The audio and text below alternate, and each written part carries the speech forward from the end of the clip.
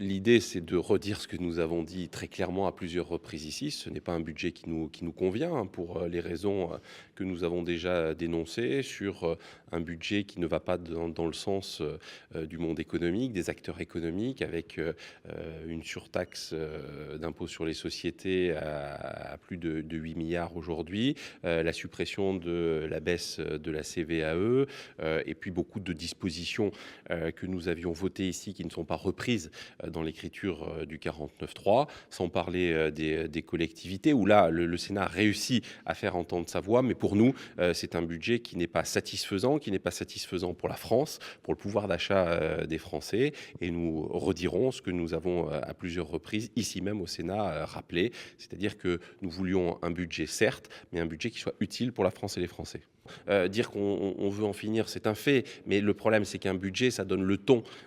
notamment en matière de croissance. Ça permettra ou pas de répondre, bien sûr, aux aspirations, aux besoins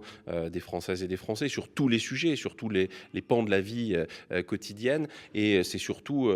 pour nous une insatisfaction de voir que, alors même que le Premier ministre appelait de ses voeux avec cette formule désormais célèbre, nous proposerons, vous débattrez et vous déciderez, on a le sentiment, alors même qu'il avait renoncé à l'utilisation du 49.3,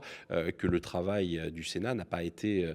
suffisamment entendu. Encore une fois, ce n'est pas une question d'orgueil, c'est simplement le fait qu'il nous semblait que notre proposition de budget était beaucoup plus équilibrée et qu'elle répondait aux urgences dont le pays aujourd'hui a besoin, notamment